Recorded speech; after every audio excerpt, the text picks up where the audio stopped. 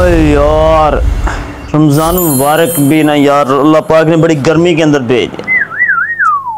रोज़े रखना ही बड़ा मुश्किल हो चुका है, इतनी गर्मी है, ऊपर से फिर रमज़ान मुबारक है, रोज़ा सारा दिन भूखा रहो, फिर ऊपर से रात को तरावी भी 20-20 पढ़ो। वाह, अल्लाह को भी पता है मेरे बंदे कमज़ोर हैं, इतने रोज़े। अस्सलामु अलैकुम वरहमतुल्लाहि वबरकातुहू। वालेकुम अस्सलाम वरहमतुल्लाहि। ओहो, ओ भाई ऐसे अल्फाज नहीं बोलते, अभी मैं आपकी बातें सुन रहा था यार। अल्लाह से ऐसे शिकवे नहीं करते अल्लाह के बंदे। अल्लाह पाक ने रमज़ान मुबारक भेजा है तो अल्लाह पाक इंसान पर, इंसान की ताकत से ज़्यादा इंसान के ऊपर बोझ नहीं डालते। तो ये तो नेकियों का सीज़न है, इसके अंदर जो है हर अमल 700 गुना बढ़ जाता है।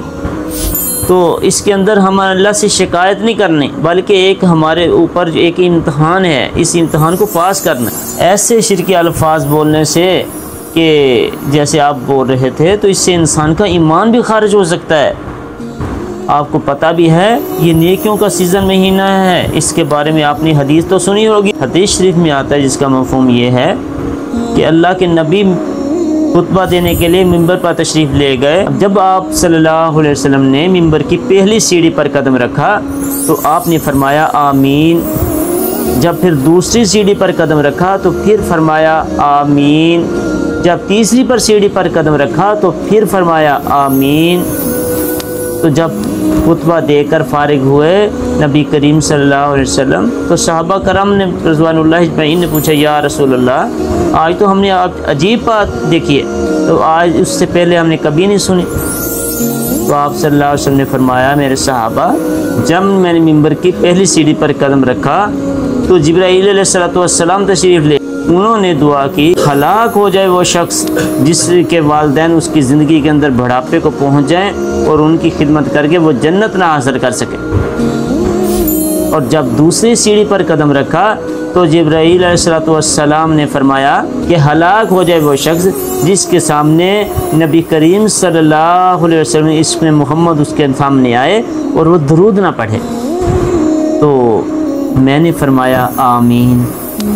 जब तीसरी सीढ़ी पर मैंने कदम रखा तो जिब्राईल अलैहिस्सलाम ने दुआ की कि हलाक हो जाए वो शख्स जिसने रमज़ान मुबारक का महीना पाया लेकिन अपनी बख्शिश न करवा सका।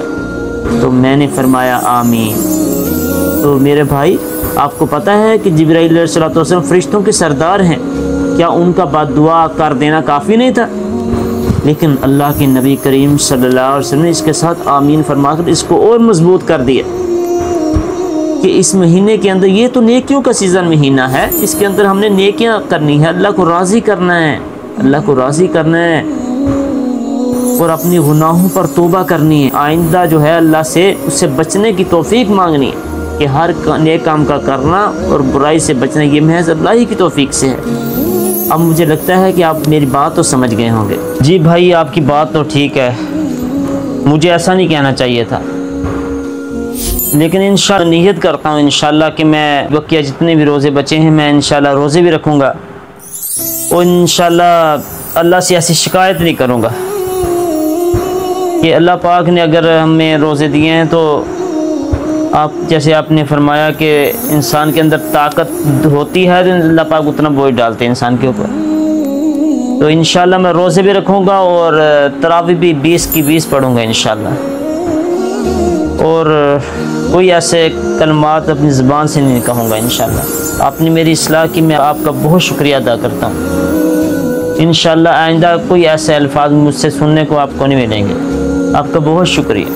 तो मोहतरम सामीईन, हमें रमज़ान मुबारक की इन बाबरकत घड़ियों से खूब सैर होना है, बजाय इसके कि हम लोग हीले बहाने ढूंढते फिरें। हमें रमज़ान मुबारक के एक एक लम्हे को अपने लिए कीमती बनाना है। हमें फ़राइज़ के साथ साथ नफली इबादत में भी आगे बढ़ने की कोशिश करनी होगी ताकि हमारा अल्लाह हमसे राज़ी हो जाए।